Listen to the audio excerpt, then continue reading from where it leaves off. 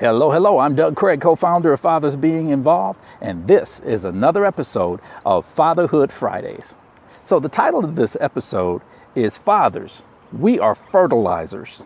All right, fathers, we are fertilizers. Now, let me first give you the definition of what the internet says about the word fertilize. Fertilize is to make land more productive by adding substances to it. Fertilize, to make land more productive by adding substances to it.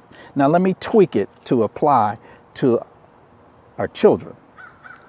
Fertilize, to make our children more productive by adding advice, by adding experiences, by adding love, by adding support to our children.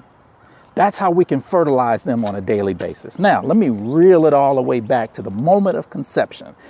Biologically speaking, we know that it is a fact that when the woman is holding on to that egg and the man sends some fertilizer up in there and creates this child, right, at conception, that was our first act of fertilization. We fertilized that egg, and the egg then began to grow. And you know that to be the case, right?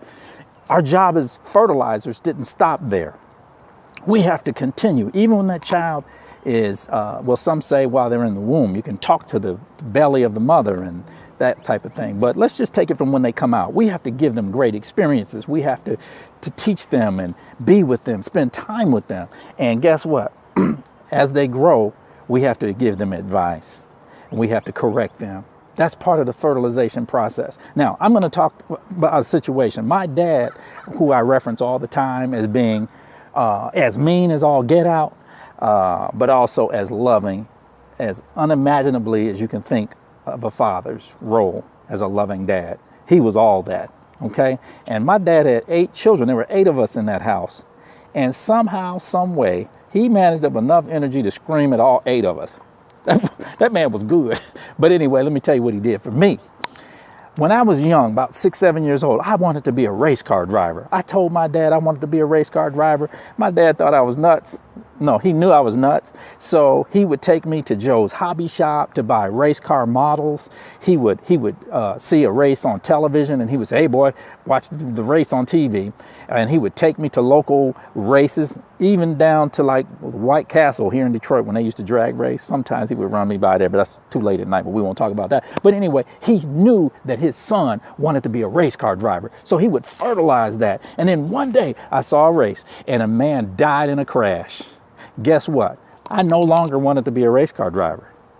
So that's when my music really started kicking in. I started doing music, and my dad saw my new interest in music. So he fertilized that. He would get up on Saturdays to take me to lessons. He would do all these things, and he'd be fussing at me the whole time, but he was fertilizing me. And as a result, now for those of you who know this, and those who don't, here it is. I was a success in my dream. My dream was to be in the music business, and lo and behold, because my father fertilized my desires, I began to be employed by the major record companies of the world. And in the process of it all, I started going to a school that specialized in music, and it was in that introduced me to friends who had like desires to be top musicians. And I even met a friend who's a friend to this day. His name's Philip Gordy. And those of you who know the Gordy name, they started Motown Records. I met him in that environment because my dad fertilized and encouraged me all the time to do music. And as I met the Gordy family, that's when I realized I wanted to be a music executive. All right. So my father fertilized me. And as a result, I had a great career in the music industry. Over 20 years. Right? So my children, I listen. What do they want to be? My son right now wants to be in robotics. Okay, so guess what? We're going on a tour to the Lawrence Institute of Technology. We're going to go check out what their robotics team is doing.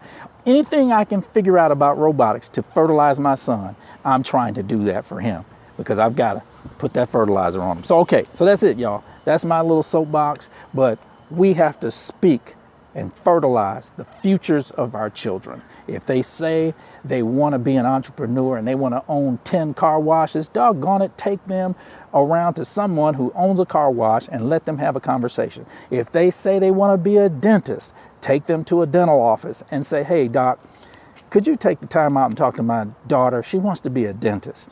Okay? I guarantee you, somewhere in that man or woman's time, they're going to take 10 minutes out to inspire your child. That's fertilization. If your son wants to be a chemist, all right, you know the drill. Fertilize your children, all right? Fertilize the children so that they can blossom and be more productive and make your legacy proud, all right? That's it.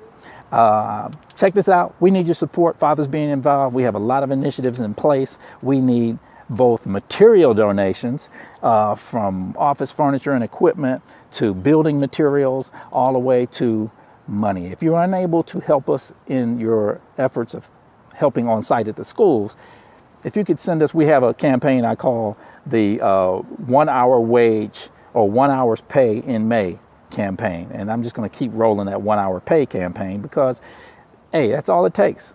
1 hour of pay. If you can donate that to us, that would really help us prosper and help in fertilization of your children as they're in the school environments. Okay, that's it. I'm Doug Craig.